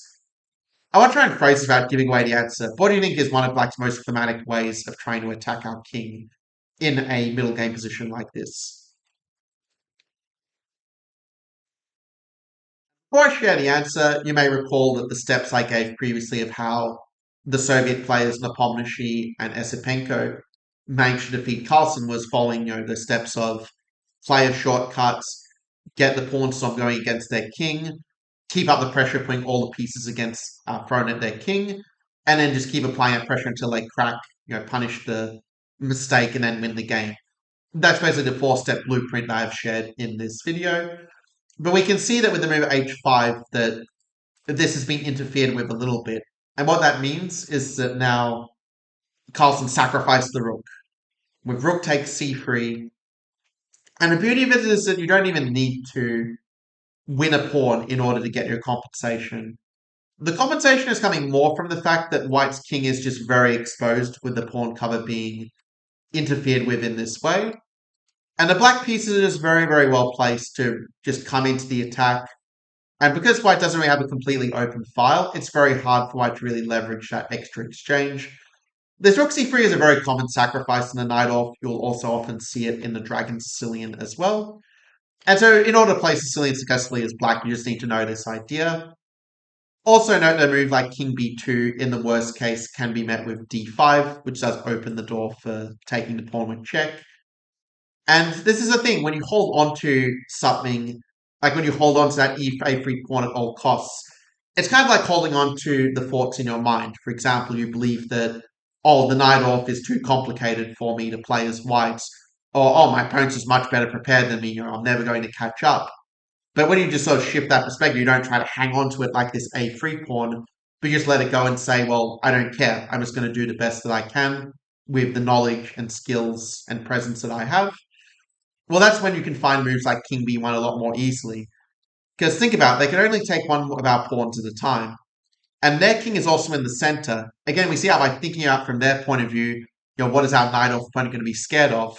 They're going to be scared of us not buckling against their attack, but looking for the way to consolidate and then set up that counterattack of our own. Yes or yes. Carlsen plays the move of queen takes a3. In hindsight, it's actually probably best for black to follow the old, football saying, get all the players out on the field. And with a move of rook c8, try to bring the rook in the attack. That would give black much better compensation. And that's the point I was making before, that you don't need to win back the pawn to have compensation. Just having the long-term attack and the pieces just moving in that vicinity is going to be considerably more effective. I could play out the line a lot further. I am getting a little bit into the weeds, but this is just to show you just a typical sequence you might get in case you want to, explore a lot more deeply. It's a very interesting position, but it does fall a little bit outside our theme, so I will continue with how the game played out. Because Carlsen was starting to run a little bit low on time compared to his opponent. The move f4 was played. And here black has a bit of a tough choice. Are you going to bring the knight to the outpost? Are you going to bring a knight to cover the king? Or are you going to play a knight more aggressively with knight c6? It's a tough choice, and sometimes it can feel like there are only problems with each one from a certain perspective. And the move that Carlsen played at knight eg4, the reason that it's a mistake is that it's focusing on the long-term strategy of this is a great outpost, and less on, how do I keep my position stable? Because that's really what the Najdorf relies on, is having that stability of pieces are protected, king is safe, and that's what allows me just have that long-term attack, that long-term offensive that just never seems to let up in that last game you lost facing the Najdorf. So instead, a better approach here is to focus more on the safety aspect. The move knight g6 does give white some ideas of, for example, rook h3 and kind of swing the rook back into the defense like so, or even into the attack with rook g3. So I do believe the move knight c6 is going to be the play, that now after rook h3, black can play queen to c5, or the move of castles is also possible. And you'll notice that rook g3 is now a bit less effective, because in this version, you can basically play a move of knight g4 later, knowing that it's covered by your pieces. You can see I'm not very good at drawing, but we got there eventually. And at this point, white, it's hard to say who's better. White probably is a little bit better due to the extra exchange, but it's certainly a playable enough position for black, where there is no immediate calamity against the king because of this g4 square. Also note, by the way, that the move bishop takes is not as scary as it looks, as queen takes h5 does allow knight takes d4, and the pin is going to be a problem with the undefended rook, just so we are all on the same page there. But the fact that Carlsen didn't see this obviously speaks to how difficult this is from a practical point of view. It's way easier to feel confident with, oh, I'm just going to defend against their attack and be okay when the engine is giving you the moves, then we have to figure it all out over the board in a very chaotic situation. But, the best players when playing as Najdorf learn how to embrace the chaos, to be okay with the uncertainty. That turns out, you don't necessarily need that paycheck each week to stay alive. You can also create your own abundance in your own way, like I'm doing with these YouTube videos. And with the move at e5, we see that in this position, black is in a pretty tough way. There is a very funny move, actually, that black can go for. If you say move knight f2, maybe you jump out of your seat right as I put the knight on pre. Like, what are you doing, Max? But the point is that queen takes does run into knight e4 with the fork on not just the queen, but also the mate threat of knight takes c3. And so what white should do instead is play ef6. And this is a super computerish line, but I do want to show it because it is quite a fun one, where after rook to f1, it looks like white has just outplayed themselves, right? That the extra bishop is trapped, and what are you going to do? But then again, if you just remember what I said before, you don't have to have it all figured out. You would be amazed, the people that inspire you who are running the biggest businesses in the world, like your Elon Musks, your Jeff Bezoses, your Mark Zuckerbergs. They didn't have it all figured out when they started, but they just kept doing and doing, and eventually you do it enough that you figure out the right way by trial and error, if nothing else. And that's what I would encourage you with your chess games as well. Don't get caught up in the chaos, but just think, okay, how can I get at that king no matter what it costs? And that's what f5 does here, where if they take our bishop, there's going to be damnation on the center when things are opening up for the attack, because their king is in the center, our king is castle. Remember that. But if they do try to keep it locked up with e5, a really cool move for white in this position is the move of queen c4, where again, we're just getting at the soft underbelly, finding the way to the weakness and getting there with the pieces. We're not afraid of them taking our pieces, because remember, as Mikhail Tal liked to say, the great attacking wizard from Riga, they used to call him the magician from Riga, he liked to say, well, you can only take one of my pieces at a time. And after a move such as rook f8, we would have bishop h6. We just get there first by just making that flow of threats. Because this is what people don't understand about the initiative. They think, well, okay, the initiative is just making threats. But what that means is that if you're the one continually making the threats, and the opponent is always the one who is defending passively, eventually that momentum is going to build to a point where you will make a threat and they will not have a way to defend against it. Just like we saw with rook f8, bishop to h6. Like the real life equivalent would be, let's say, I'm going to use a neurodivergent example just because it feels right. But let's say, for example, I am doing something that's completely not Max at a very loud concert. There are people raving. It's messing, with my sound sensitivity that I was born with, my autism and ADHD and so forth. No amount of positive thinking is going to change the fact that that affects me sensorially. And if I'm in our for a long time, I'm going to start, to tune out. I'll start to overload because that's just the way that my brain is wired. Now, of course, if you have a more positive attitude, probably that overloading will happen a lot more slowly and will feel maybe less overwhelming. It doesn't change the fact that it's going to happen eventually. And so you can think of the initiative like that. You can think of it as like, okay, if my opponent just keeps having to deal with these threats and keep having to respond passively, eventually it's just going to overload their pieces, where pieces say, okay, I've had enough, like let's just get the hell out of this concert. So hopefully that makes sense to you for how this concept works. And I do realize it's not the perfect example because there is the move rook to h7, but still, As bishop c1, you can see that we are beating back the attack. That we are able to keep our extra piece here because we were able to play some good intermezzos. So, okay, that was a bit of an advanced coverage, but hopefully you're all still with me. Let's get back to how the game played out with d takes e5, f takes e5. Now, black plays a move knight h7 because knight d5, we can just chop off the knight now. So, knight h7, I really like the move that Prague played, even though the engine will tell you that technically there were better moves. The engine really likes the idea of going queen e4 and just really getting at the pawn on b7 like this, which is actually pretty tough for black to defend against, as it so happens. Queen e2 also has a logic to it. You want to try to get the knight out of the way and bring the queen to d7. It makes a lot of sense, right? If black were to castle, you've got some tricks such as knight f5 up your sleeve, where you can transform your advantage.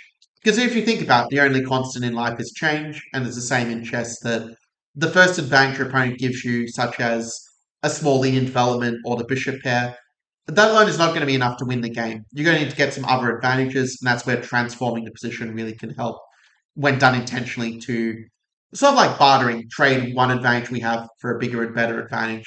You trade your old 20-year-old truck for maybe not necessarily a Lamborghini right away, but you trade it for sort of a nice car. Then you might get like the big 7-seat SUV, and you kind of like level up in a sense, like as it makes sense. Like you don't necessarily like say, okay, I've got this old truck, let's go to Lamborghini straight away. That's yeah, not necessarily the ideal order. But okay, after knight to f8, White had played the move of knight to f3. Which, yeah, objectively not the very best move, but again, it's not about playing the best moves, it's just about, just playing good moves. If you play good moves for long enough, eventually your opponent's going to make a mistake. That was the past world champion Vasily Smyslov's philosophy.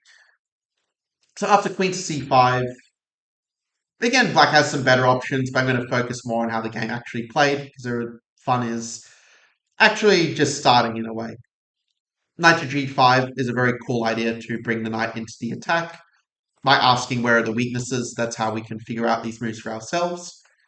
Knight e6, and I really like that the move that Prague played. You realize that if rook h1, black will take, and then that pawn will be defended. So the move of knight e4 changes tack very nicely. Knight 6 e5, knight d6, king f8. Now this is a position where actually Prague, okay, it wasn't quite this position. Also, rook e1 is possible. It's similar idea, get all the pieces in the game, get all the footy players on the field. But after knight f6, there was a little bit of an opportunity that Prague missed at this point. In chess, we tend to get punished very much for one slip in concentration. In life, if you have a bit of a distraction, usually you can get back on track and recover, after some time. But chess is obviously very unforgiving when it's all just in one game. The one bad decision can prove very costly. And instead of white playing more for the initiative with queen b6 and using the queen to mop up while keeping the knight on its very strong outpost, really negating the mobility of the black queen. Instead of this, Prague plays knight takes b7. And I think his idea is he wanted to play a move like knight c5 and go after the bishop, or maybe even go queen d6 and try to trade into an endgame later on. But the problem is that after knight bishop b5, again, that loose pieces drop off coming back into play. And instead of a move such as c4, Prague decides to go queen to d8 and flick in a check. And it's just a very difficult position. Both players are low on time. It's just very hard to find the best moves. But it was a case where Carlsen probably was overthinking it a little bit and thought, okay, queen takes d8 is a little bit too obvious. Instead of, playing into something like this and having good counterplay, well, what if I just play knight e8 and just keep the tension so that when they take me, my king just goes to a better square? And I mean, that is a good Soviet principle, to keep the tension and let them take you. But it also depends on the very concrete factors in the position, right? And it turns out with c4, white does get that initiative that you don't really see in this position by comparison, where black now is the one who's got the active play with the queen, this massive of kingside pawns, which will also come up in the game as it so happens. After c4, black plays the move bishop a4, realizing that the more natural fork is going to run into a very nasty counter fork. Take would actually be mate as it so happens. It's bishop a4. I really like the move Prague played at rook to d8, which is making it very hard for the rook to get activated with the pin. It's a very dynamic position, but just remember when you're in a position where you don't know what's going on, or when you're low on time, just play as actively as you can. It's what Naroditsky would have wanted. It's how he was able to become one of the top 5 all-time bullet players and probably one of the top 10 all-time blitz players as well. But in this position after bishop g2, computer is saying 95 with the idea of going for this a bit more directly, but okay, bishop g2. We're not going to blame black too much for taking a pawn that's on offer, especially when you do get these connected passes. So again, in a complex position, don't try too hard to stop the opponent's ideas. Just recognize it's a race and just start running. So instead of rook g3, I would have played the move of c5. But in the game, it was rook g3, c5, and this one is a very nice puzzle, actually. This is a very difficult one, but if you really want to stretch yourself to the next level as a chess player, I would recommend that you give this one a go, as we would say in Australia. So what would be your continuation for black in this position? And Carlsen did find this one, by the way, so it's not, completely impossible. Many of you were probably tempted by the move of knight to d7, thinking that, oh, we attack the rook, and if the rook moves away, we just take the bishop, take the knight for free. But we should remember the intermezzo, like lovely pizza and pasta. If you miss out on this, maybe you lose some chess games. And it turns out knight d7, we take with intermezzo, and we're up a piece, and well, it'll be white, it'll be enjoying the pizza and the pasta in this case, of the extra material. But then Carlsen had a bit of a brainwave. Despite being short on time, he realized, hang on a sec, what if I could lure that rook out of the way somehow? If the rook was here instead of here, well, then I could play knight d7, and suddenly the idea would work. And so the way he came up with it was he played g5, and hopefully you're seeing the logical process a little bit behind this, how top players do come up with good moves. Because after hg5 and h4, the thing is that if you don't play rook h3, if you play rook g1, well, now knight d7 is just going to win material, right? And if white plays rook h3, which is probably what they should have done in the game, well, now the door's open for rook h5, and suddenly black has got all the counterplay you need to... Actually, to be fair, that is not so much to play rook takes g5 necessarily. It's more to go bishop g2 and kind of get it in like this. Because if you play bishop g2 immediately, there's going to be some annoying ideas up white's sleeve. They can play knight d6 and use the pin to really slow up our play with the pawn. Because if you play knight g4, you're going to run into a very nasty tactic. This is very computerish. I don't really blame Prague for not, seeing all these details. But the idea is that rook h3 is a really beautiful move that either you get mated like this, or if you take this way, white will play rook b7, and in this absolutely insane position, white is down a piece, but it turns out white is actually winning because of this discovery that you have. It's just completely insane, this whole sequence. So that's the computerish explanation of how white can get out of trouble here and why rook h5 is important. But the game took a very different turn. Prague plays knight d6. And after g4, now that the rook is imprisoned by the warden of the bishop on f3, well, at this point, white was needing a miracle, and I definitely would not have expected Prague to be the second coming of Andy Dufresne at this point. But just watch what happens at the end. It's knight to c8, king to f6, and I think that if there wasn't an extra 10-second increment and instead you just got like the extra half hour on the clock, I suspect that Carlsen would have just played a simple king e7, Soviet style, just repeat the position once, and then thought about a better move at this point with more time to think. But because he only had a 10-second increment and no extra time on move 40, which is also something that Keimer has also struggled with a bit in this tournament, where the German Grandmaster Vincent Keimer, who recently won the Super Chess tournament in Romania, well, he's been getting a lot of winning positions, but actually struggling to convert them because of the time pressure aspect, of only having 10 seconds to make your decision to remove 40 on.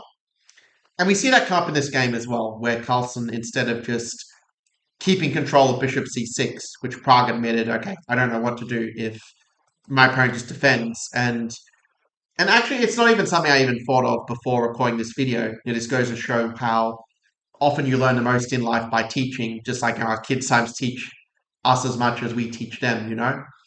But the idea here is that Carlsen is just overcomplicating things. He's not doing the simple, okay, this is a simple move, this is what works. But instead, he's trying to get fancy, trying to get really creative. And I get that because I'm one of those creative types as well. I'll put out 50 different video ideas and see which one sticks. It's a good quality to have, but when you're in a competitive discipline like chess, the key is just to do the simple stuff well to kind of follow the training more so. And so the move knight d6, it's a move that is a very creative idea, no doubt about it, to be able to bring the knight in and use the knights to get the pawn moving. But it also gives white a lot more chances than they really deserve here. After rook g1, Carlsen does find a very nice move of not getting greedy and taking the pawn and allowing white to, take back and get some counterplay this way. But rather, knight c3 is the more precise move, getting the knight to the promised land, controlling the promotion square by a tempo. But after rook f1, this is where the wheels unfortunately really come off for Carlsen. And when it comes to playing with a 10-second increment, actually it's funny, I kind of got used to playing with a 10-second increment in my games because in Australia we have a very different tournament format to everywhere else. For example, some tournaments we play 3 games in one day, whereas in Europe, the professionals they were saying, okay, like 2 games a day is already way too much. Give us just 1 game a day. So we do our 1 game, we fully focus, and we can have a good rest after the game is done. But here in Australia, we're just a little bit crazy, in all honesty. And one of the formats we have for a tournament is we have a time control of 60 minutes for the game, plus 10 seconds per move. And so when I was young, I just got used to that flow of just being able to make some moves quickly to build time on the clock, and then use that time just to think more deeply about the position. But this is also a very crazy position, especially for human players. And so what happens is Carlsen actually... So actually there were 3 blunders in a row from this point. This is where it really gets wild. Carlsen ends up playing the move of g3, and instead of g3, the move that black should play is the move of knight to f4 instead, keeping a little bit more control over the position. Because, you do have a very big pawn armada. Like, if you can keep control and get these pawns rolling, it doesn't matter if white has, a billion rooks, they're still going to be suffering there. And it also, the important point is it takes away the move c6, because that's why it's counterplay, right? To try to queen the c pawn. But now we can just take it in this version. Whereas in the game after g3, we see that in the game Prague actually played the move of c6. And even though it is a mistake technically, there is also a kind of good lesson behind it. It's a saying that you learn more from your losses or from your mistakes and from your best decisions. Obviously, the best learn from both. But you can see this idea that without that block that now, and without the pawn covering the bishop, black can't take the pawn of the bishop, obviously, because it's check. But if you take with the knight, then you lose the bishop. So that's a bit the quagmire that Carlsen finds himself in here. Now, it turns out actually the better option was to play rook g8, that actually covering the pawn, good old behind the pass pawn that's, the old endgame experts like to say, realizing that g2 we can't take because of the pin. Well, Prague also had no time on the clock and also missed it. And there was this really crazy way that Carlsen actually could have saved the game. So let me show you what I mean. The way the game actually played out, and by the way, you can pause the video if you do want to solve it, but I will warn you, it is pretty dang hard. So the way that Carlsen played it in the game is he played the move king to c7, g7 first, probably assuming that white would have to move the rook and then could, get into g2, g1 and queen the pawn and win the game. The problem is that again the intermezzo rears its ugly head. c7 threatens to queen the pawn, and after bishop b7 to cover that, white plays rook b8, and here Carlsen actually resigned even without waiting for Prague's reply, because you can basically move the rook almost anywhere along that rank. And once you get rid of the bishop, the pawn is just going to queen. This is obviously a completely hopeless position for black. White will be a queen up next move. So what should Carlsen have done instead, you might be asking? So there is a very narrow path to the draw for black from this position. And the idea is to play g2, not with the idea of playing knight takes f3, because then white will play rook g8, cover the pawn, and white's just going to queen and win, right? But there's this amazing move of King G7, like very unassuming thinking. And I mean, the life coaching version of this would be to ask, well, how do you know this thought you have is true? For example, you're saying, oh, like I've been watching this video for 2 hours. I'm just like so tired. I need a break. Okay, how do you know that's true? But okay, bring it back to the chess. The idea is that after King G7, if you do play C7 and we put this position on the board, queens and both sides queen.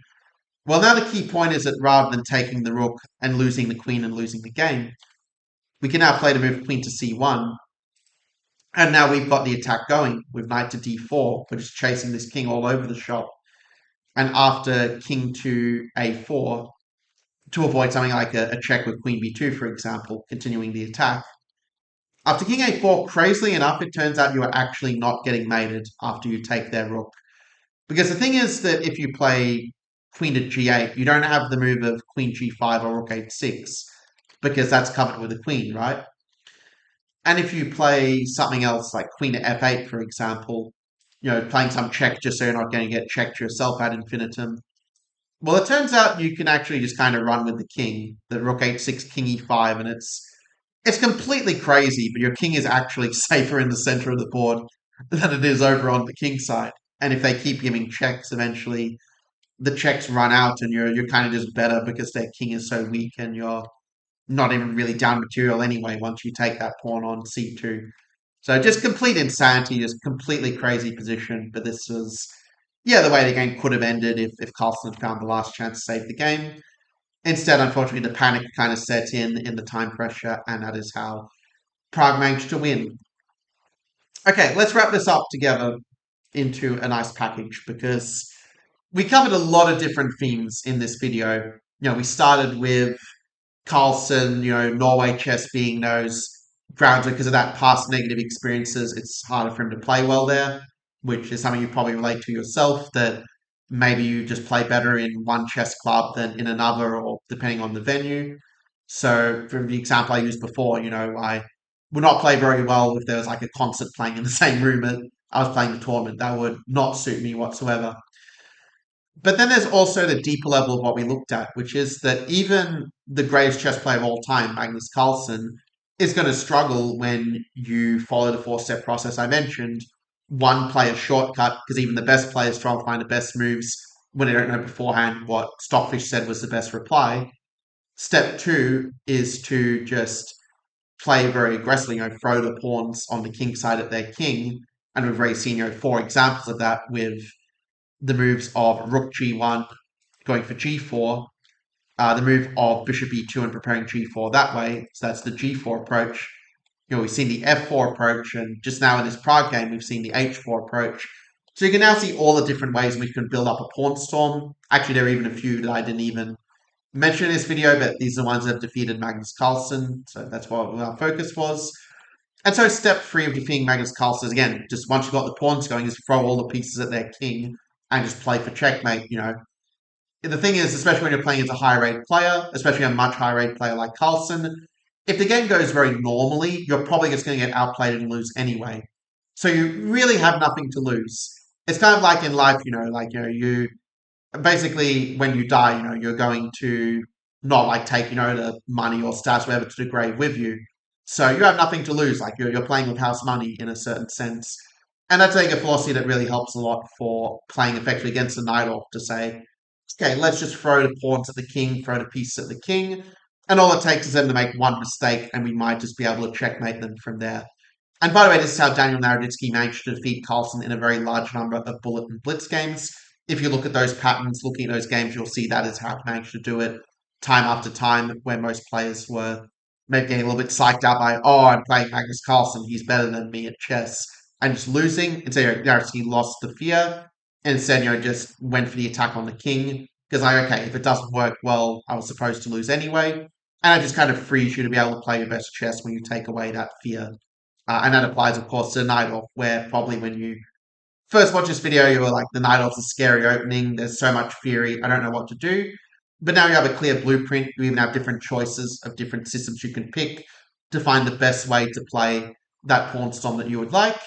And you can then just pick the one that appeals the most to you and be able to borrow ideas. Say that if you end up playing h4, you can borrow ideas from rook g1, you can borrow ideas from f4. And it's going to give you a much better understanding and feel of the positions than if I had just shown you how to play the move of h4. And finally, we can remember that no matter how smart you are, and Carlsen is about as smart as they probably come in all honesty, at the very least for chess. Well, it's still easy to outsmart yourself. It's easy to overthink, and this is something I used to do as well, by the way, quite a lot, and maybe even still do sometimes every now and then, where you'll sort of overthink and think that the situation you're facing is way more complex or requires a way more complex solution than it actually does. And you'll notice the thread with Carlsen's losses is that in the games he was just basically trying to be too creative, trying a bit too hard to make things complex, and as a result, it led to him losing these games that we see here. So if it can happen to Carlsen, it can happen to anyone. So give yourself grace as you go through this process of applying the ideas. Like you're going to lose some games, but that's also how you learn and how you were able to master it. And actually, this video now is even a case in point. I obviously didn't intend this as an example because I forgot to change the Jordan Van Foreest photo to a photo of Prague. But it's a case in point. It's not about doing things perfectly, but just trying to do it a little bit better each time. And yeah, if this video really resonated with you, then I want to share a little bit about what next step could look like for you. Because most people who in the world these days have very, very short attention spans where they're not going to be able to engage with a 2 hour intense training like we just did here. But the fact that you're already here at the end shows that you are capable of having that next level, right? That you're willing to invest not just in your chess growth, but also in your personal growth as well. And you may recall what I said before about the two different types of success by different cultural definitions. The Western one being more coming from that place of achievement, of success, of achieving goals, having a kind of external, things in a sense. And then there's the Eastern one, which is more that perspective of feeling that contentment, that fulfillment, and just feeling that kind of lightness to just go through life and really enjoy the process as you are, doing different challenging things. And I noted for myself that, and I mean, I'm obviously a high performer as a grandmaster. I think that doesn't need to be explained. But something I noticed on that journey is there were different aspects throughout my life where when I was focused on chess, I was really good at setting goals and working to achieve them. But I would feel just very empty and hollow inside to a point where at some point I even said, I'm just not enjoying chess for so long. And so I just stopped playing. And that's a story of its own. Maybe I'll cover it in a later video. But then as I sort of stopped playing chess, I kind of moved more towards this other philosophy, like the other extreme of, well, I'm not going to even set goals because it just puts too much pressure on me. And I'm just going to focus on just like enjoying it, kind of living, just trying to find that sort of contentment, fulfillment, and happiness. And now I can say I'm at a stage where I've obviously like achieved a lot of different things in my life. Like I have you know, making an impact with this YouTube channel, obviously, helping many players around the world have a lot of opportunities that I didn't have when I was a kid with chess. Having access to this knowledge that just didn't exist at that time. And that's not just true for chess, but it's also true really for, for improving yourself as well. That we really know a lot more that it's not just, something that, either you're born with, high performance or not, that is something that you do train and just continually hone. And then it is a lifelong process, right? That no matter what level you grow to, like there's always going to be that next level of growth and contribution that you can make in your life. Like let's say, for example, that we end up going to the future and somehow have like, I don't know, 100 million subscribers from like just on a chess channel. There's always that next level. What's an even bigger or more interesting problem than chess, right? And so if this kind of, I guess, stories and this kind of philosophy resonates with you, I understand, it's not going to be for everyone, but I do believe that if it does resonate with you, that what's going to allow you to make those shifts in your own life, it's not going to be just from passive reading or even just following what someone tells you to do, but it's basically going to come from a process of making that space for yourself where you're able to look at things from different perspectives and you're able to take in these different insights that you wouldn't be doing if you're just spending the whole time just scrolling on your phone, like most people are doing all day, every day. And so, if you are open to a different process where I'm not going to give you the answers, but I will guide you through the process that allows you to find those answers for yourself and really own that feeling of both the external success and the contentment and fulfillment to go with it, because as I said before, they do support each other in very powerful ways, then do send me an email at illingworthchess@gmail.com. This is not something I put in the description because it's something I really want to make sure it's only the really serious students, the ones that actually will watch a full video and that will go deep, because this work does require going deep. You're not going to get the improvement in personal growth you're looking for if you just try to do everything as a dabbler or in a very shallow way. But you've shown you are willing to go deep. So yeah, the email again is illingworthchess@gmail.com if you wish to take that next step. That's all from me, and I will see you in the next training.